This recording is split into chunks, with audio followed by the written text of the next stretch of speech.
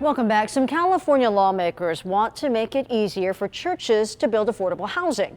This idea, known as YIGBY, Yes in God's Backyard, is something ABC 10 News has been reporting on for years as we've talked to churches, housing advocates, and others. Well, now a bill in the state Senate would allow faith-based groups and other nonprofits to skip some of the red tape that typically holds up development. My co-anchor Jared Aarons shows us how that bill could become an effective new weapon in the fight to end homelessness. What do you see in your mind when you see this property?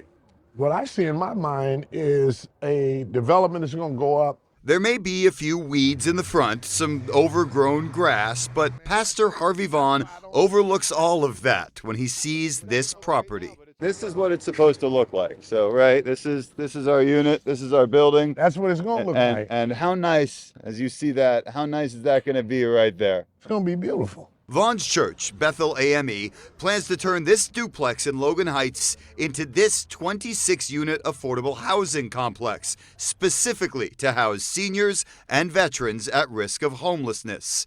When they break ground in March, they'll be the first San Diego YIGBY project. Yes in God's backyard. The idea of building housing on land owned by churches and other religious groups is nothing new. ABC 10 News has been reporting on YIGBY since 2019. Back then, YIGBY advocate Tom Tyson told me these developments could put a major dent in San Diego's housing and homelessness crisis. There are 1,100 churches in San Diego County with over 3,000 acres of property. If just 10% of those churches, 100 churches, were to do 20 or 30 units each, we would be talking thousands of units of housing. A study by the Turner Center for Housing Innovation at UC Berkeley found California has around 38,000 acres of faith-based land that could support housing. Considering 1 square acre is about the size of a football field, that's a lot of land for a lot of homes.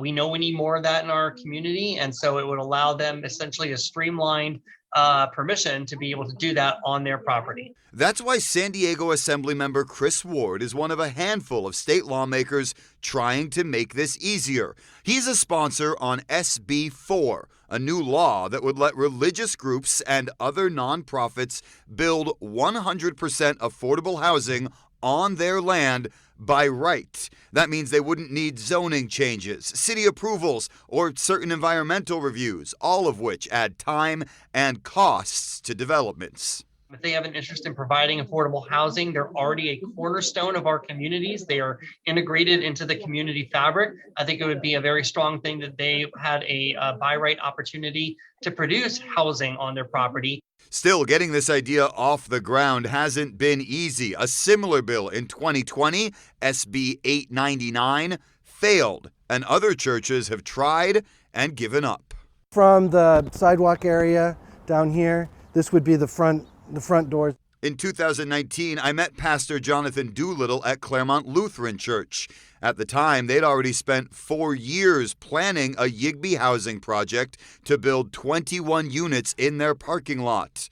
But they faced an uphill battle over zoning and parking laws. I checked back in with him for this story now almost 4 years later, and he told me they'd abandoned their YIGBY plans, writing in an email that his church, quote, tried a number of different building plans but could not find a path that worked for all the players.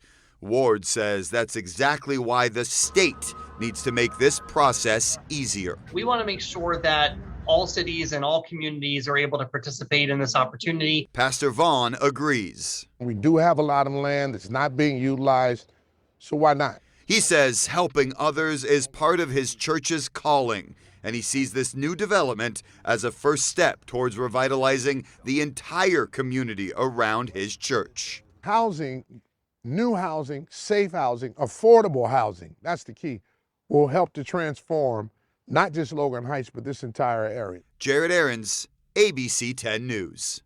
Bethel AME plans to break ground at the end of this month, and they're hoping to have people move in by this time next year. Now, Ward says the bill, SB 4, will be presented in committee in March. He's hoping it will pass in the Senate and then move to the Assembly by this summer.